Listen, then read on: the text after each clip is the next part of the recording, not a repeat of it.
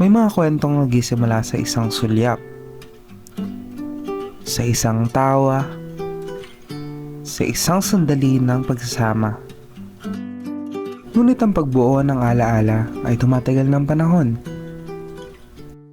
Hanggang sa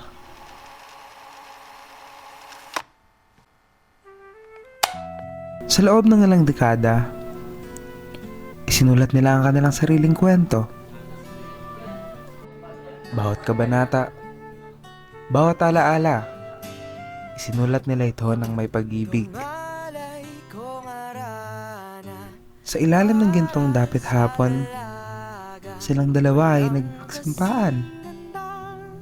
Nanatili silang magkasama kahit saan man dalhin ng panahon. Ang mundo nila ay tila musika, isang sayaw ng damdaming hindi magwawakas, isang simponya ng mga pangarap na sabay nilang binubuo. Habang patuloy ang pag-ikot ng kanilang mundo, ang kanilang pag-ibig ay nananatiling matatag. Isang kwento ng pagkasamang hindi kayang mabura ng kahit anong unos. Pagmamahal, pagpapatawad, yan ang tinanim nila.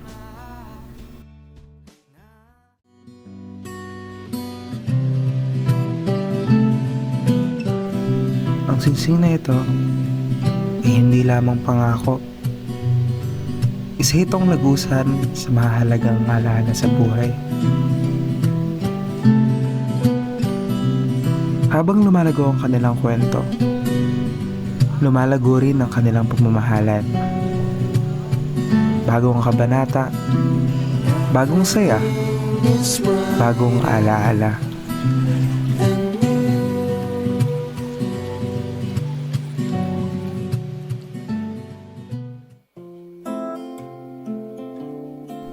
Sa bawat bitaw ng kanilang mga hakbang, patunay ng pagmamahal na handang lumaban, maghintay at magpatawad.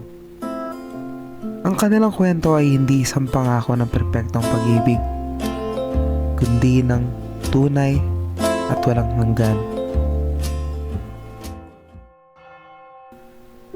At sa bawat hakbang ng kanilang pag-iisang dibdib, alam nila ang bawat yugto ng buhay ay magiging mas makulay, sapagkat ang kanilang pagmamahalan ang magiging kanilang kanlungan at gabay. Sa kanilang palitan ng singsing, ipinagkaloob nila ang bahagi ng kanilang mga puso sa isa't isa.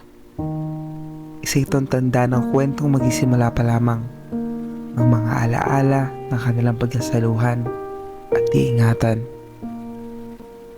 Hanggang sa isang araw, ang kanilang paglalakbay ay umabot sa panibagong simula.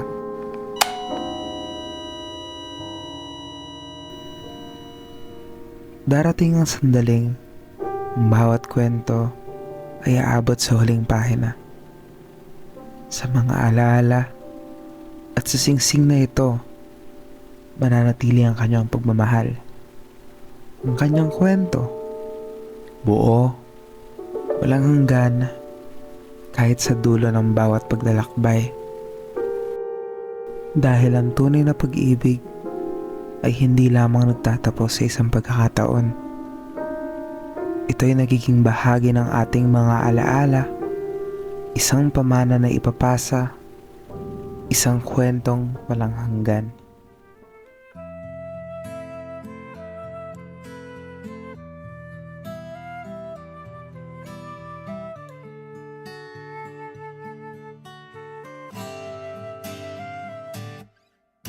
Tungalay kong arana para sa dalagang walang kasing ganda. Amoy rosas ang alimoyak kung nanaisin na